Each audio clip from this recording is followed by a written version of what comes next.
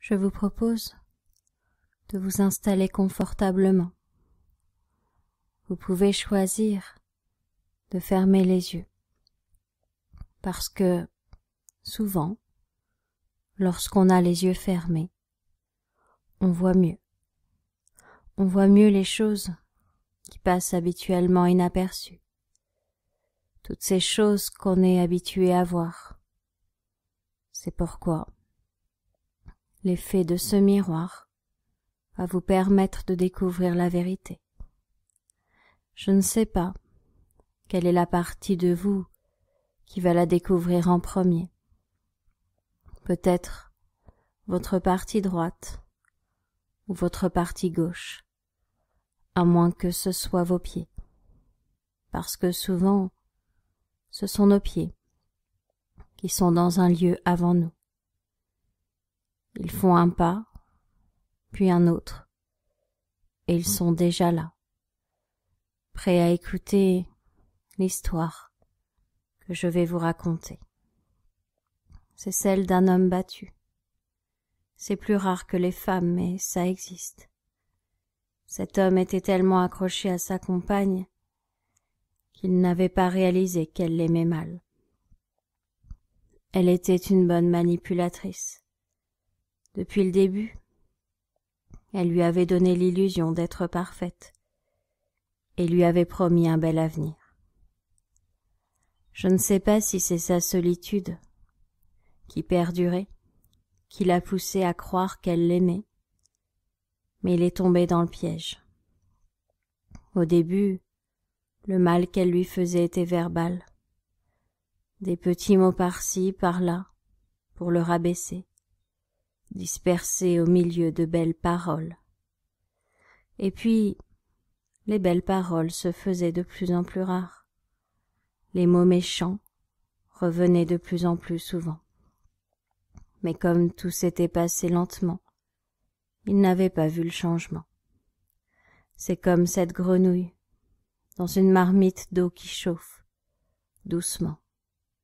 Elle est bien pour l'instant. Elle ignore que l'eau va bouillir et qu'elle finira par cuire.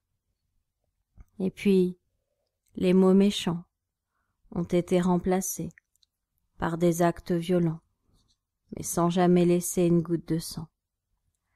Elle était suffisamment maligne pour éviter les traces.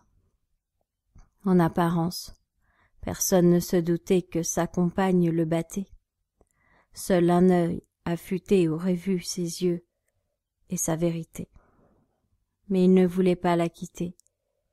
Elle était tout ce qui lui restait.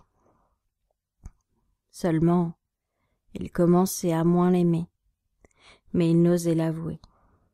Il pensait parfois à divorcer, mais il avait peur de sa violence.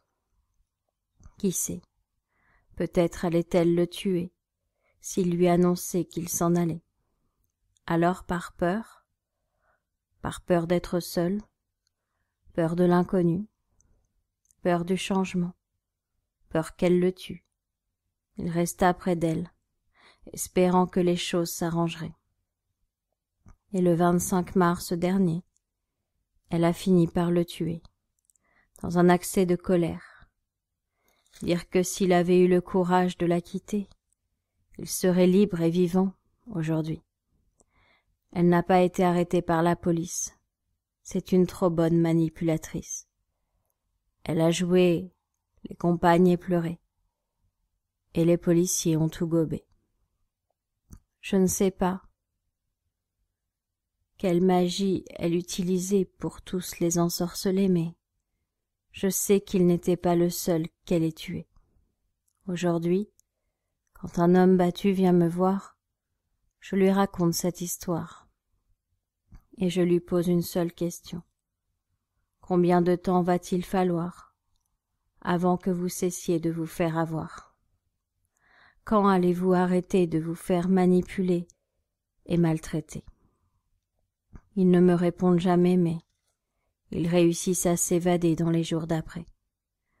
Souvent ils m'écrivent depuis l'île de la Liberté. Ils me disent qu'ils ont un seul regret, de s'être empêchés de se libérer plus tôt. Mais ils ont une conviction. Quitter cette manipulatrice a été la meilleure décision.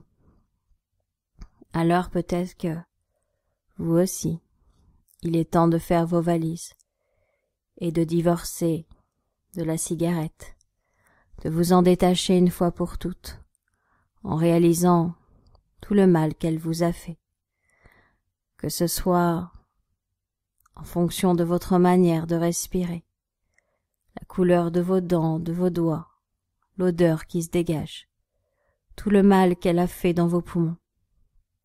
Elle l'a fait en douceur. Elle vous a fait croire qu'elle était là pour vous. Mais finalement, elle vous a éloigné de vous, de qui vous êtes vraiment. Vous vous êtes perdu en route.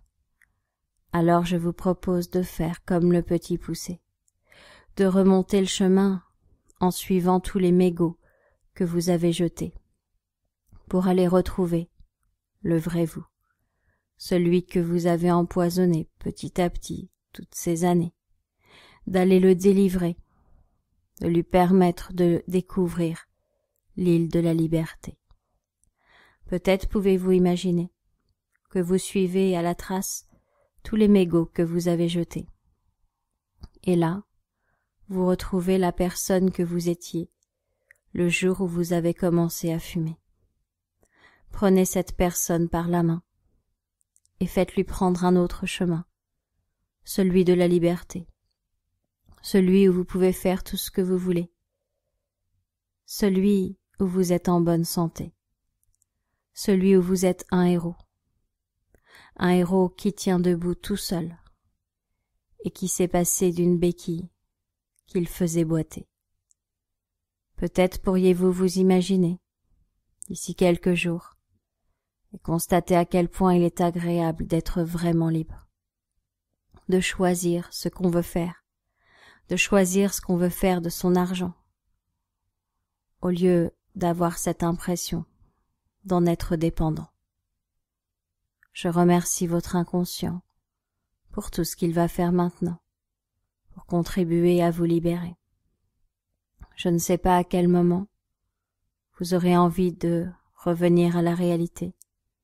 Quand est-ce que vous aurez envie d'ouvrir les yeux? Ce que je sais, c'est que vous êtes libre de le faire quand vous voulez. Je vous souhaite beaucoup de bonheur sur l'île de la liberté.